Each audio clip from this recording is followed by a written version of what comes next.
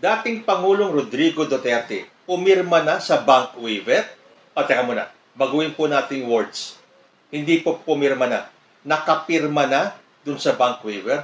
Kasi ayon po kay Attorney Salvador Panelo, 2016 pa lang daw ay nakapirma na si dating Pangulo dun sa bank waiver. Yun yung time na hinahamon sila ni former Senator Sonny Trillanes na mag-sign ng waiver para mabuksan yung mga bank accounts ni Duterte para mapatunayan yung sinasabi ni Trillanes na milyon-milyon ang pera sa bank accounts ni Duterte. At ang sabi ni Panelo, binding pa rin. Okay pa rin yung bank waiver na pinirmahan ni Duterte. So, ibig sabihin, hanggang ngayon po pwede pa yun. So, hindi na kailangan pumirma ng panibagong bank waiver. Kaya lang, ayun, doon pumasok yung kaya lang ni Panelo. Ang problema daw kasi, joint account yun. Joint account yata ng asawa niya o ng kinakasama niya o ni VP Sara o kung sino man yun. So, dahil joint account, kailangan pumirma din yung ka-joint account ni Duterte. Eh bakit dun sa hearing? Sabi ni Duterte, pipirma siya ng waiver kahit na yung bangko sa Amerika pipirmahan niya. Wala naman siyang sinasabing, kaya lang ang problema ay joint account yan. Kahit na nung nagbago si Duterte ng statement, nung siya ay inambush interview sa labas ng House, ang sabi niya, pipirma siya ng waiver pero kailangan lahat nung nasa House ay pipirma din ng waiver. Wala pa rin siyang sinabing, kaya lang ang problema ay joint account. Pero ang statement naman ni Panelo, nakapirma na ng waiver, kaya lang ang problema, merong ka-joint account. Eh bakit hindi kausapin yung mga ka-joint account at papirmahin din kung yun din lang ang problema? Total, payag naman na si Duterte na pumirma ng bank waiver. Ito kasi napanood ko dun sa video ni Sal Panelo kung saan sinasagot niya si former Vice President Noli De Castro na sinabi ni De Castro na hindi tinupad ni dating Pangulo yung kanyang sinabing pipirma siya ng bank waiver at iyon ang sinagot ni Sal Panelo. Okay na sana yung pagsagot ni Panelo kaya lang may kasama pang pagtirada physically. Ganito ba talaga yung mga DDS? Merong personal attacks tulad ng ginagawa nila sa ating First Lady o kay President Bongbong Marcos. Kailangan yung issue, pag sila bumanat, kasama ang personal issues. Akala mo naman napaka-perfecto ng mga itsura nila, nababanatan nila yung itsura ni First Lady, yung itsura ni President Bongbong Marcos, yung mga itsura ng anak ng first couple, yung akala mo naman yung mga bumabatikos ay mga perfect 10, katulad itong si Sal Panelo. Hala, panoorin nga muna natin yung mga banat ni Sal Panelo kay former Vice President Noli De Castro. Oy, Noli, you don't know what you're talking about. In the first place, he has already signed a waiver. Kung ikaw palibasa may edad ka na Ano ang sabi nyo sa comment ni Noli De Castro? O ano naman comment nitong pinaka-inutil na naging vice presidente ng bansa? Hindi pinanindigan ni Pangulong Duterte ang pag-sign sa waiver. Sayang naman daw yung microphone na ibabato. Sira ka pala Oy, Noli, you don't know what you're talking about. In the first place, he has already signed a waiver. Kung ikaw palibasa may edad ka na hindi mo na naalala yung 2016 nung nag-abogado ako sa kanya. May dala na nga akong waiver Hanggang ngayon, valid pa yung waiver na yun. Hanggat hindi niya tinatanggi. Binalidate niya na nga Pangalawa, kahit may waiver, kung joint account, kailangan yung kabiyak niya o si VP Sara kung ka-joint account niya o sino bang ka-joint account niya, may waiver din. Yan ang problema. Pag hindi mo linya, Noli, tumahimik ka. Magkaibigan tayo, pero kumisa nakakapundi ka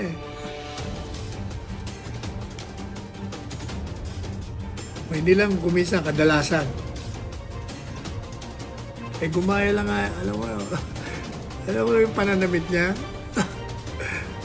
Wala mo kung kanino gumaya yan. Kaya lang, mali na pagaya, mali ang mga kulay. Ako, ang paboritong guest naman kaya noon Corina, yan, si Ted Tyler. Diyan nila nakita yung mga mga fashion suits. Mga branded suits. Ang ginagaya niya.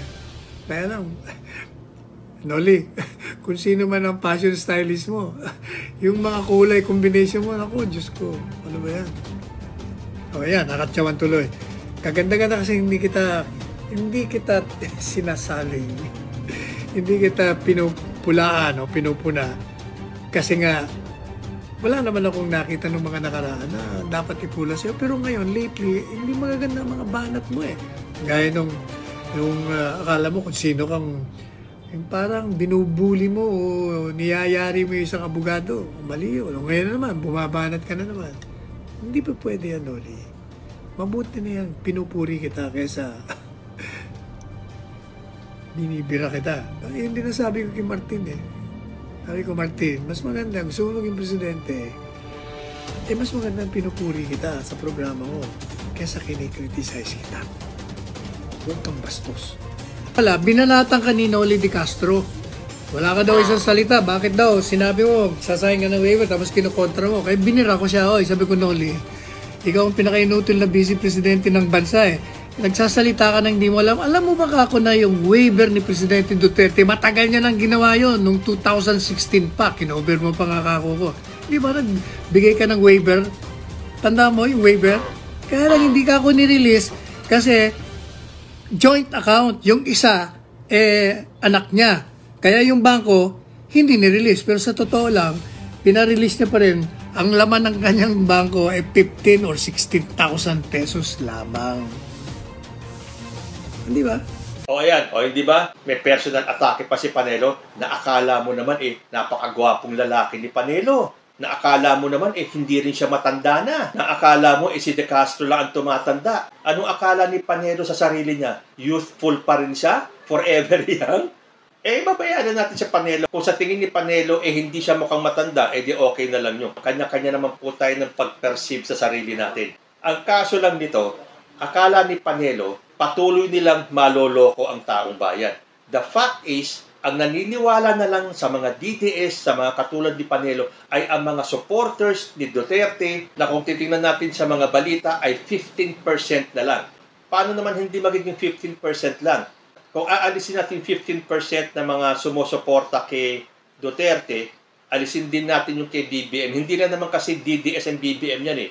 Andyan pa yung mga supporters ni Leni Robredo, yung mga dati mga presidentiables. Pagsama-samahin mo lahat ng taong yon ang hindi nabobola na mga katulad ni Panelo. Ang nauuto na lang ni Panelo at naniniwala sa kanila ni Harry Roque ay yung mga supporters nila. The rest of the Filipino people pinagtatawanan lang po itong dalawang ito. So, kung totoong nakapirma si Duterte sa waiver, kausapin yung mga ka-joint account kasi pumayag naman ng isa eh. Siyempre, sasabihin nila, ayaw pumayag ng ka-joint account eh. O kung hindi papayag, bakit? Kasi may itinatago. Kasi kung talagang walang itinatago, handa kayong ilabas. Kasi paano tayo maniniwala kay Panelo? Wala namang binabanggit si Duterte nung sinabi niya na pipirma siya ng waiver. At kahit nung sinabi niya pipirma siya pero may kondisyon, hindi naman kondisyon yung sinabi niyang meron siyang ka-joint account. Si Panelo ang nagsasabi na ang problema, nakapirma man si Duterte sa waiver, merong ka-joint account. At 2016 pa lang daw ay nakapirma na si Duterte. And if my memory serves me right, dala-dala ni Panelo yung waiver. Pero ano ba ang sinabi ni former Senator Trillanes doon sa hearing? Pakinggan naman po natin. Ngayon, yung narration dito ni ko kilala itong taong to, forgot his name. Your Honor, if there is an iota of truth, iota lang, baski konti lang, you can find out, may nilagay siya ng records.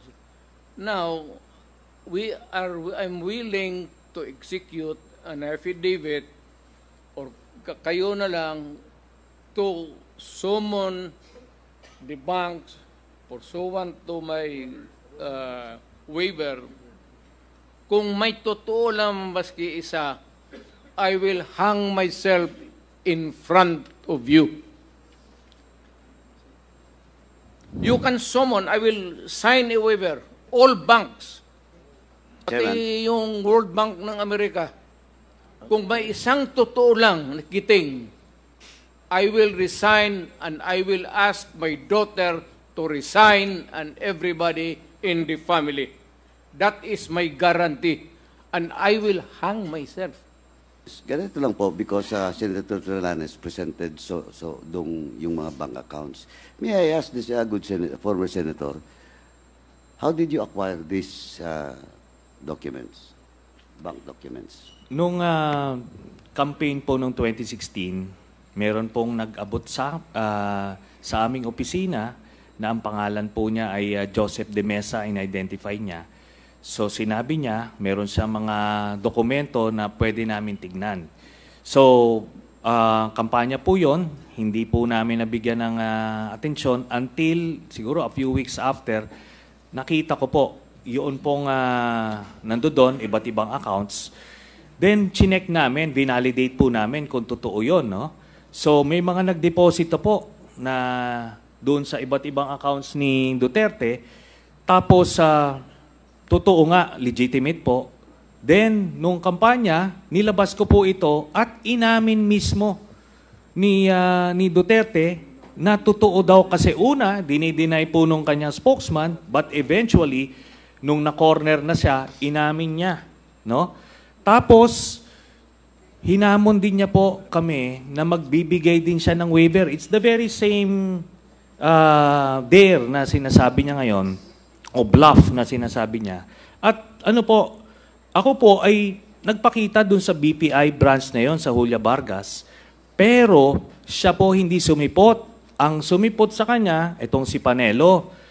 Ngayon si Panelo, wala pong dalang waiver.